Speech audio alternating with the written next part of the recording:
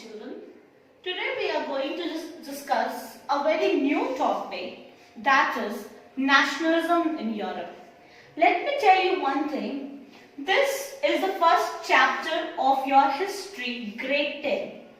In this chapter, we will look how the feeling of nationalism emerged in Europe and how it spreads in the rest part of the world. Before coming to this chapter, I would like to draw your attention towards the meaning of nationalism. See, nationalism is a feeling of love and respect that one is having towards their nation. The feeling of love, respect, gratitude that one having in their heart and mind towards their country, towards their nation is called nationalism. This chapter begins with the print of Frederick Sorio. This chapter is started with the paintings of Frederick Sorio.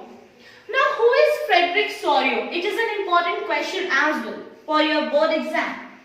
Frederick Sorio is a French artist.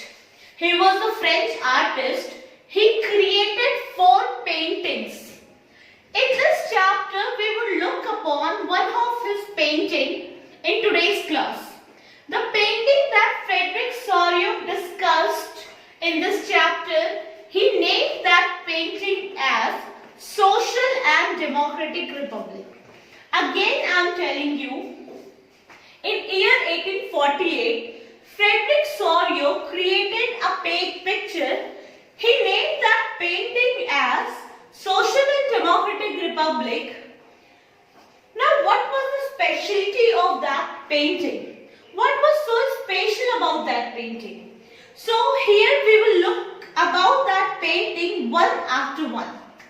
Students, you can see in your book, there is an image of Statue of Liberty. Statue of Liberty having 2 hands. One hand is uplifted like this. In that hand, Statue of Liberty is carrying a torch. What does this torch stand for? What is that torch representing? This torch is representing the enlightenment. This torch is giving the light of knowledge towards the people, to the people. Now, why this knowledge? This knowledge is to gain democracy.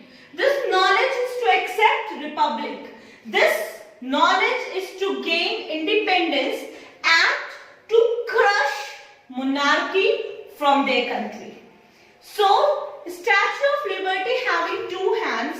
In one hand, she is carrying torch of enlightenment. In another hand, she is carrying a charter of human right. You can see that in another hand, Statue of Liberty is carrying a book that is a charter of human rights. Now, why the charter of human rights? Because at that time, when you see the condition of Europe, mostly all of the country was under the monarchy. All the country probably was not independent. When the country was not independent, their rights was under monarchy. They were not having rights. Now, Statue of Liberty is here another hand carrying a book, and that book is telling human being their rights. This book is telling human being, get up and get your right achieved. It's high time. Now, again, a Statue of Liberty having 2 hands. In one hand, she is carrying torch of enlightenment. In another hand, she is carrying a book of human rights. If you can see in the sky, you could see in the sky, Jesus Christ is there, angel is there, priest is there. They are giving the blessings. They are coming and seeing the condition of the Europe. They are seeing this condition of a Statue of Liberty and how different countries are coming towards Statue of Liberty. Now, you could see that the Statue of Liberty, and on the another side, different countries are coming, forming a long chain towards the Statue of Liberty. Now the question is, why different countries are coming towards the Statue of Liberty? The answer is, different countries are coming towards the Statue of Liberty in order to give homage, in order to give respect. Now why to give respect? Because those countries who are coming to pay homage, they are not the independent country. They are not the democratic country. Now they are coming to give homage to this Statue of Liberty because this is the statue that is signifying the liberty. So now in this long chain of different countries, at first you could see United States of America, then you could see Switzerland, and then different countries like Italy, Germany, different countries are there. Now again, this picture is having Statue of Liberty, two hands of the Statue of Liberty, in one hand Torch of Enlightenment, in another hand Charter of Human Rights. In this Statue of Liberty, different countries are coming and they are giving homage to Statue of Liberty. Now how these different countries are being recognized? Similarly, how India is being recognized in Olympic? Yes, the answer is our country, our India, is being recognized in Olympic through their national flag. Similarly, in this chapter you could see those countries who are coming to pay respect, to pay homage to the Statue of Liberty. They are being recognized by their national flags. US, Switzerland, Germany, Italy, Russia. They are coming with their national flag and they are coming to pay homage. In the sky you could see Jesus Christ, angel, priest, etc. And in the foreground you could see the shattered remaining of absolutist. Now students, let me ask you one question. What do you throw in the dustbin? Yes, the correct answer is, we throw the things in the dustbin that is of no use. Similarly, you could see in the foreground that the shattered remains of monarchy is being thrown. That's symbolizing that now the liberty has come, that means monarchy is going to end. Now you need to get few points learned in your mind. First is absolutist. First is absolutist. Now what is absolutism? Absolutist is the monarchy. Absolutist is a person who takes all the power in his hand. He did not share the power with the common people. Absolutism is a philosophy. Absolutism is an idea where the ruler do not share the power with the common people. Again, I am telling you, absolutism is an idea where the ruler do not share their power with the common people. Say it be a dictator, let it be a monarchy, but in any case, it will not be a democratic country.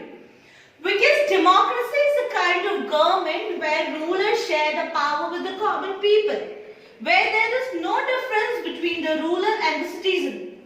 But in absolutism, you see a huge difference between the ruler and the citizen. So absolutists are the rulers who do not share the power with the common people. Second word meaning is utopian vision. What is utopian vision? Utopia. Utopian vision. Now what is utopian vision? A vision of society that is too good that it is hardly to exist. Means a vision of society that is very ideal, very good, and it exists very hardly. This is known as utopian vision. Now, why I am telling about this utopian vision again and again? Because somehow this is an interesting and important topic. See, picture, he named this picture as Democratic and Social Republic. And this picture of Frederick Sorio is known as utopian vision. Now many times this question arises, this question comes, why the painting of Frederick Sorio known as utopian vision? Students, there is two reasons behind this. The first reason is the sky. Why the sky? Because when you see in the sky of this painting, you would see Jesus Christ, angel, priest giving blessings to the ceremony going on in the earth. Now tell me one thing, is it possible ever that you are doing something in the earth and Almighty God is coming to give blessings? It's not possible. But Frederick Sorio in his picture made that possible. Means it was too good that it was hardly to be possible ever. Now another reason of this was Germany. First reason of utopian vision was Jesus Christ and angel in the sky, and the second reason was Germany. Now why this Germany? See, when different countries was coming to give homage to Statue of Liberty, in that very country Germany was also there. Now Germany at that time was not an independent country. At that time Germany was not an independent country. But also Frederick represented Germany as an independent country. How? Because as another country, Germany was also carrying a three-color flag. Now you understand, Germany is carrying a three-color flag, but Germany was not an independent country. So how this three-color flag she is carrying? India is having one flag, one three-color flag that is for entire India. Either it is Jammu Kashmir, Bihar, Jharkhand or anywhere. We respect that flag, we having a huge respect towards that flag. But at that time Germany was not an independent country. So how entire Germany was having a common flag? That was two things. Now again, why this image of Frederick Sorio known as utopian vision? The reason is first the incidence of the sky, and the second reason is Germany. At that time Germany was not an independent nation, but it was being represented as an independent nation. Now recapitulating this topic again, this topic is, you see, it is being started with an image of Frederick Sorio. In this image, Frederick Sorio named as Democratic and Social Republic. So now you could see this name was Social and Democratic Republic, and after that you could see Statue of Liberty carrying in her one hand the torch of enlightenment. In another hand she is carrying what? Yes, the Charter of Human Rights. In the sky there was God, Jesus Christ and priest giving their blessings to the incidents going on in the earth. In the foreground you could see the shadows of absolutist. What is absolutism? Absolutism is a philosophy, it's an idea where the ruler do not share their power with the common people. Alright? Absolutists are the rulers. What is utopian vision? Utopian vision is a vision of society that is too ideal, too good, that is hardly to exist. This entire image of Frederick Sorio is known as utopian vision just because of two reasons I told. The first reason, in the sky, Jesus Christ and angel, and the another reason is Germany.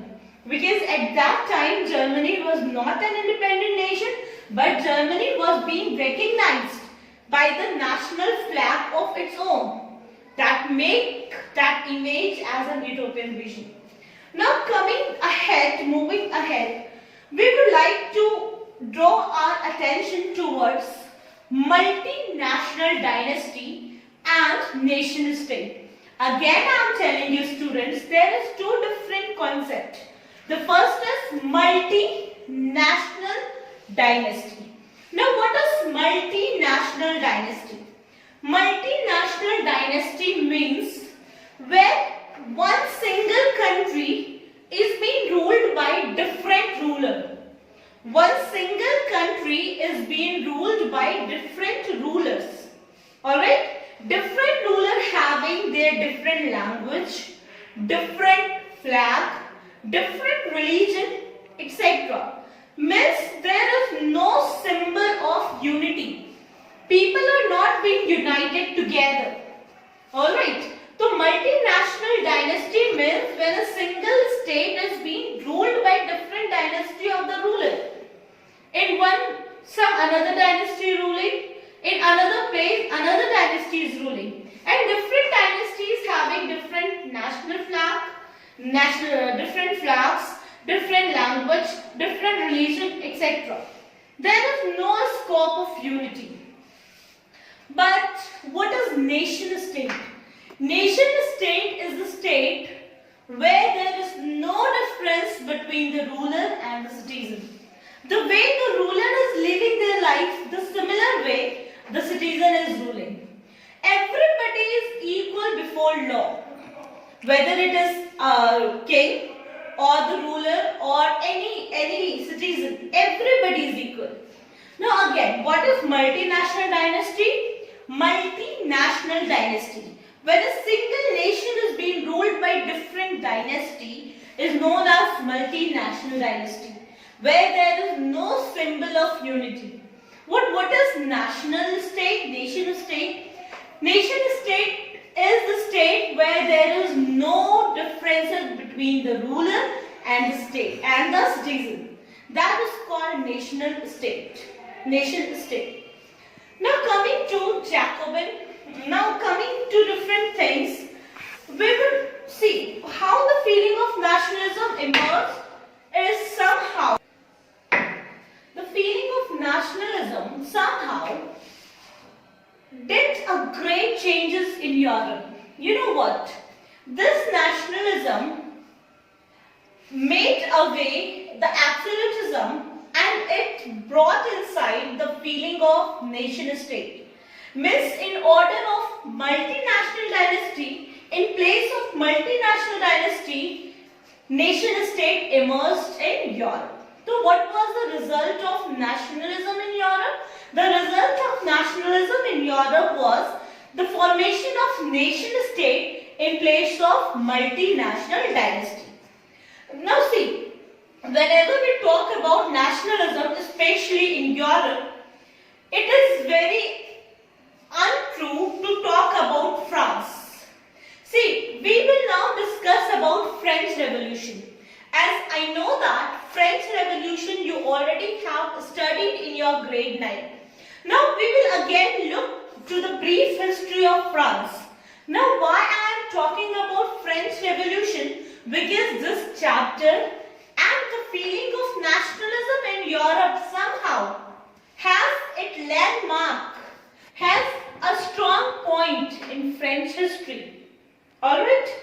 Now see, whenever I am talking about French Revolution again and again, I am telling you an year. That is 1789. 1789. 1789 is not a year only. It is the most important landmark. It is an inevitable part of the world history. 1789 in France, a revolution took place. That revolution that gave the feeling of revolution in France, and not only in France, but 1789 created a feeling of revolution in entire part of the world, whether it is Raja Ram Mohan Roy or anybody.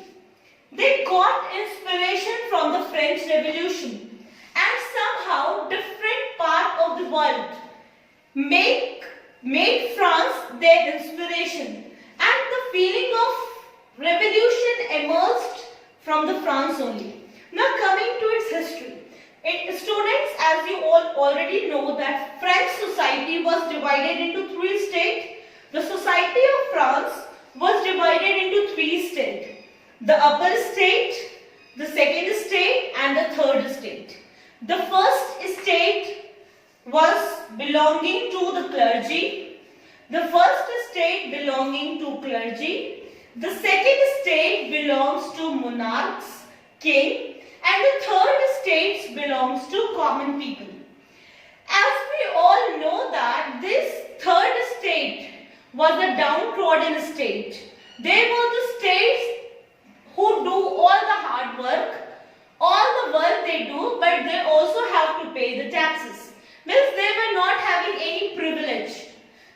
France society was divided into three states. The first state representing clergy, the second state representing monarchy, and the third state representing common people.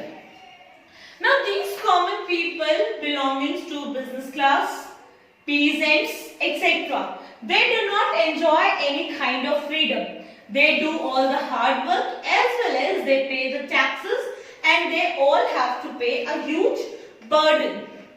Now, what was the result of French Revolution in France? See, French Revolution created a feeling of collectivization in the heart of the people. Before French Revolution, there was a feeling of selectivism. People do not belong to each other.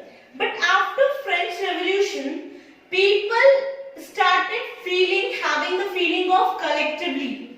Now, what steps had been taken by French revolutionaries to create a feeling of collectivism in France? Now see, when I am talking about collectivism, so I could say national flag. That tricolor national flag, it is not important only for me. It is equally important for you, for everybody. The peacock, it is not important in India for me. It is for everybody. Jalebi, it's not only my national sweet. It is the national sweets of everybody. So, this is the feeling of collectivization. But selective is something that is belonging to me only. Collective is something, the identity that is belonging to everybody. Now that collectivization started in France also in the year 1789. Now what steps been adopted there? First, a tricolor flag was chosen. Earlier it was monarchical flag, earlier it was a royal flag that represents France, but now in place of that royal flag, it was a tricolor flag that represented entire France. Now all the regional dialects. Now what is dialects? Dialects means language. Now all the regional dialects were boycotted and French became the national language. Unit of weight and measurements was adopted. Now you could see martyrs recommemorated. Martyrs recommemorated means शहीदों को याद करना. Martyrs recommemorated means शहीदों को याद करना. Now why it is becoming so important to remember the martyrs? Just because it gives us the message they sacrificed their life just to protect us. Now it is high time to respect them, and whenever it is needed, we could also sacrifice our life for the sake of our nation. Again, French became the national language. Now you could see tricolor flag was adopted. Martyrs recommemorated. Unit of weight and measurement was being adopted. Now you could see laws and system was being formed, and nobody was having any discrimination in that system of laws and order. Feudal system was boycotted, feudal system was ended, and the feeling of love, respect towards the nation was being emerged. Now students, let's recapitulate whatever we studied today. See, we started our topic with the painting of Frederick Soriot. In that painting, we discussed about the image. The name of that image was Social and Democratic Republic. In this image, Frederick represented a Statue of Liberty. Statue of Liberty, in her two hands, in one hand she is carrying Torch of Enlightenment. In another hand, she is carrying a Book of Human Rights. In the sky, you could see Jesus Christ and the angels giving blessings to the incidents going on in the earth. And towards the Statue of Liberty, you could see different countries coming to pay homage to the Statue of Liberty. In the foreground, you could see shattered of absolutists. Now then we started differences between a nation state and a multinational dynasty. Multinational dynasty is the dynasty where different ruler used to rule in a single nation. There is no symbol of unity. But nation state is a state where there is the way the common people is living, the similar way the ruler will live. This is nation state. Now moving ahead, we seen about French Revolution. As we all know that French society is being divided into three states. The first state, the second state and the third state. The most downtrodden section was the third state, the common people. They used to do all the hard work as well as they used to pay the taxes. Now what happened? In order to make that, a feeling of nationalism emerged in Europe, France also in the year 1789, where the common people fight for their right. A revolution broke out there, and that revolution gave an inspiration to the rest part of the world to talk about revolution as well. Now, how the feeling of collectivization took place in France, how the collective identity was taken place in France was through national flag, through their national language, through the unit of weight and measurement, through martyrs being commemorated, Paris become the capital of France, etc. Thank you for watching this.